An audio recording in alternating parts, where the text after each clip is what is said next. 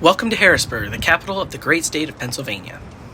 The city's population is 50,000, which makes it the 9th most populous city in the state. The metro area's population is 596,000 people, the 98th largest in the United States. Let's take a quick look at the city before we ride the bus, which I know is what most of y'all are here for. The city is physically small at around 12 square miles, 4 of which is just the water of the Susquehanna River. And this is the Susquehanna River, and we're going to take that bridge over to City Island, which is that island, and we're going to see what's over there. Something I've noticed about Harrisburg already is that there's all this cool older architecture, but in front of it's a 3-lane busy road, so it's not like the best place to live or to have a business. It's really interesting. All right, so we are on this bridge, the only pedestrian bridge across to City Island.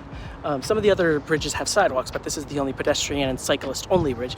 And it was actually a vehicle bridge from early 1900s till 1972, which is pretty cool that they turned it into a pedestrian bridge. This is City Island, most known for the baseball stadium for the Harrisburg Senators, a minor league baseball team. You can't see the stadium, but it's right behind that building. All right, so there's City Island. I came in over there. And then this is the vehicle road that goes back to the city. I just want to go a different way. We'll see if there's anything interesting. This is really only the 3rd city I've ever walked around in, so I didn't know what types of activities I'd want to do. But I knew I had to go see the Capitol building, as I want to visit all state capitals at some point in my life. The city has nice biking and walking trails on the Capitol area greenbelt that parallel the Susquehanna River. All right, this is State Street, and over there's the road and the median, and then the other side of the road. And this is really nice. There's very little car traffic, so it's quiet. There's older buildings, and there's a very wide sidewalk. So this is actually pretty nice.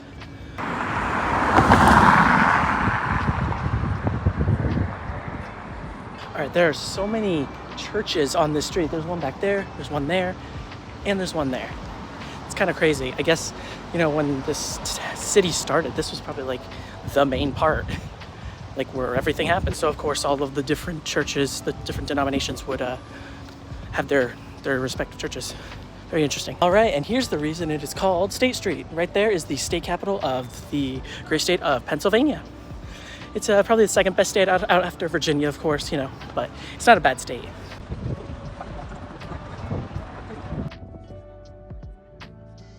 The Capitol building was pretty big, one of the larger ones I believe in the country, and it looks very similar to the Capitol building in Washington, D.C. I wonder why. Behind me is the state capitol, and this is just a little park right next to it. It's super chill, pretty quiet. The traffic noise is not too bad. And oh, here's Strawberry Square, so that's where you can find it.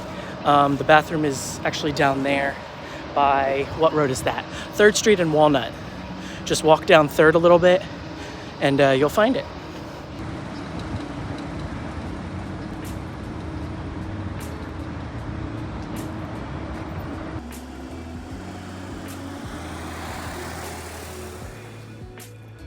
This is the Harrisburg Transportation Center, also known as the Harrisburg Amtrak Station. It serves Amtrak's Keystone and Pennsylvania routes, along with local transit, as you'll see, and also intercity bus services.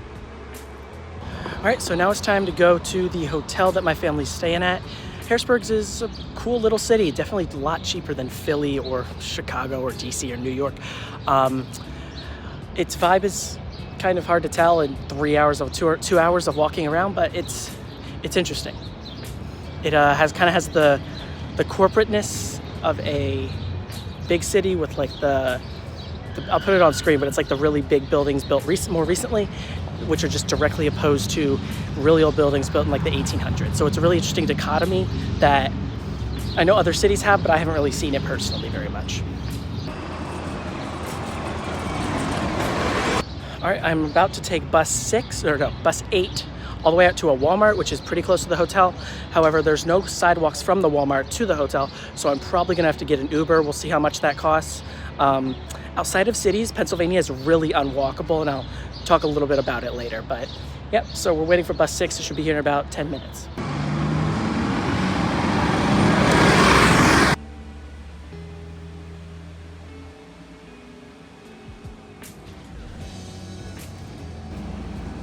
So I made it onto the bus, and it was just a few minutes late. That's no big deal.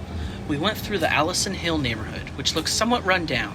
However, I noticed that there are lots of historical buildings and even some new development. If you're looking for cheap walkability in a mid-sized Pennsylvania city, then check it out. The area definitely has potential, and it will be interesting to see how it is in a few decades. We continued on the bus, and the density got lower, more single-family homes, more large yards, but also shipping-type places. There's a large intermodal facility out here. And I noticed the bus went through some very low-dense neighborhoods. There's neighborhoods near me that look similar to this, and they probably will not have transit service within my lifetime. So it's interesting to see how similar neighborhoods are served by transit in different places. So I made it to the Walmart. I did forget to film, so sorry about that. And my family actually had not left for the concert yet. The whole reason we were here in Harrisburg, Pennsylvania was so that the rest of my family could go to an NF concert, which was located nearby. So my dad was able to pick me up from the Walmart, take me to the hotel. I chilled, imported videos, and watched some YouTube. And before I knew it, everyone was back, and I got not great sleep in the hotel bed. Look at the mountains.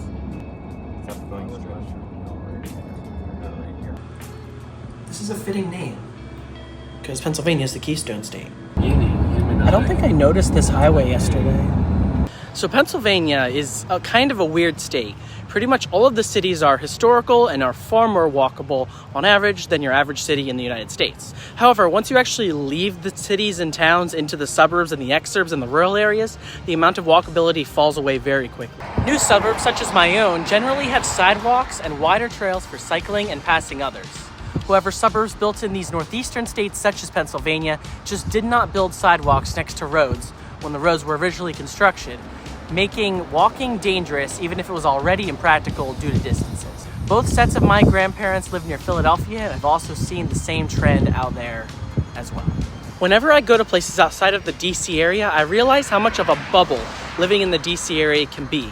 It being a major metropolitan area with the federal government as the main employer keeps things relatively nice, and also the fact that I live in a newer exurb built in this millennium of this century is just the cherry on top. Harrisburg, Pennsylvania, Grand Forks, Philadelphia, all the places that I've shown on this channel are just as much the real America as where I am right now. And I look forward to continue to exploring our massive country as the years go on. Thanks for watching.